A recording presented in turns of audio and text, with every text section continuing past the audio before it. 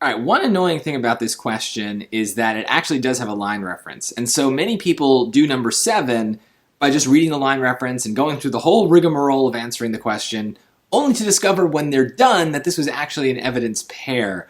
And it probably won't ruin things too much, but I really recommend doing evidence pairs in the order that we usually do them, following the QLC method.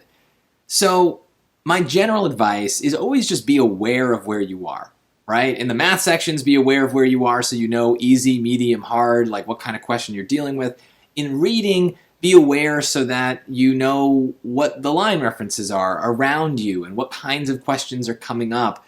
This is a case where I'd really want to know that these two are linked so that I can do them as a linked pair.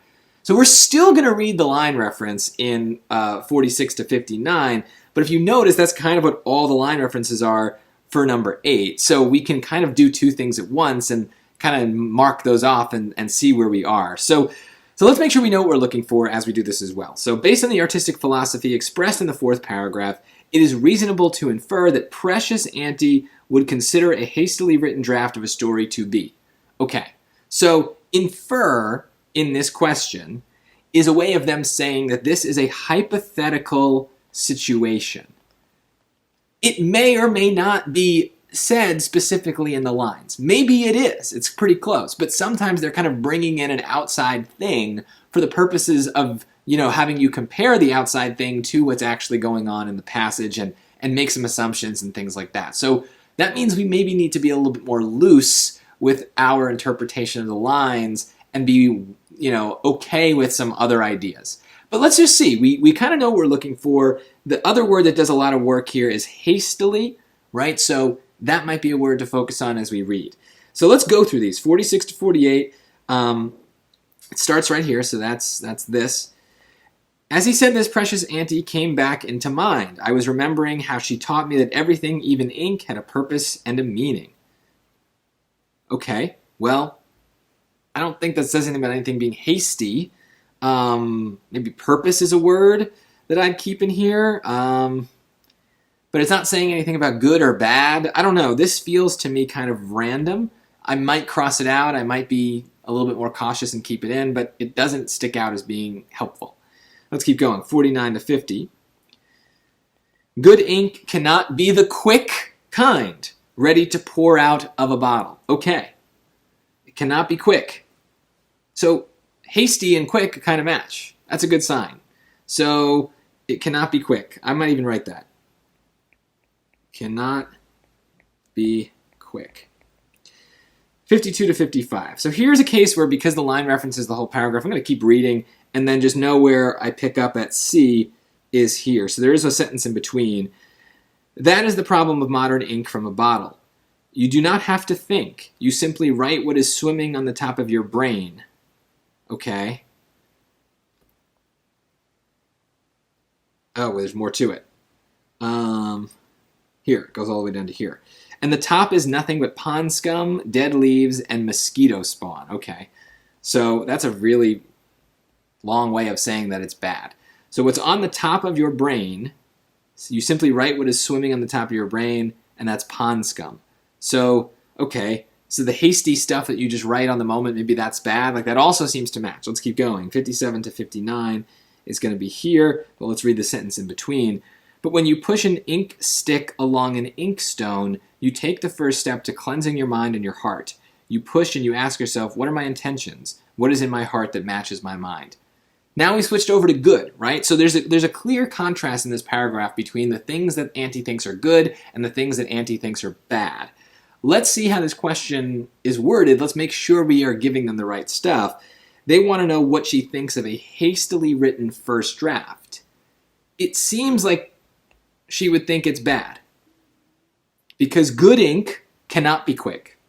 When you do not have to think, you simply write what is swimming on the top of your brain, and the top is pond scum. So I'm looking for a negative answer in number 7.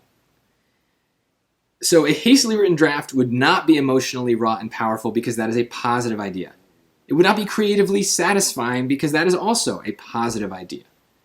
Essentially worthless in and of itself, that sounds bad. That sounds negative. and inappropriately analytical for a piece of art. Well, inappropriate definitely means negative. I don't know what analytical is all about, though. So here's a case where I'm pretty sure that it's C because it's so much more general. It just says bad, whereas D is like a very specific kind of bad.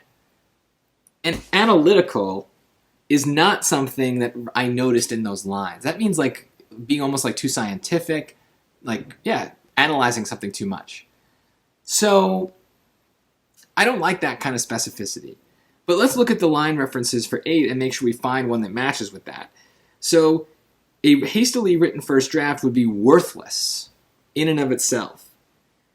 Well, line reference C certainly seems to think that. I mean, pond scum, mosquito spawn, like, that sounds pretty worthless. That sounds really, really bad. I was also considering line reference B, which is good ink cannot be the quick kind, ready to pour out of a bottle. Now, on the surface, it seems like both of those are kind of saying the same thing. But remember that the question is asking about the bad kind, the hastily written kind. Line reference B is really talking about what good writing is. And we only understand what she means by bad writing because we're able to, kind of infer that if good writing is not quick, then it must be slow, and bad writing must be the quick kind. So we're doing a lot of work to get that meaning of bad out of those lines, because the lines are literally talking about what it means for something to be good. Whereas line reference C is just like up front with it, right? The stuff on the top of your brain is pond scum. It's not subtle. We don't have to do any work. It's there in the lines. And so I think that's why a lot of people get number 7 right, but then get number 8 wrong, is line reference B feels more simple and more of just like a commentary on good versus bad, whereas C seems to like just kind of get away from the topic because it's a little bit more metaphorical and flowery. But remember, when evidence questions want us to match ideas, the evidence, the lines themselves should be doing most of the work. And the lines that actually say what makes something bad are better than the ones that kind of just do this weird logical thing to make us assume what must be bad. I'd rather the lines do it than me do it. And that is why C is better.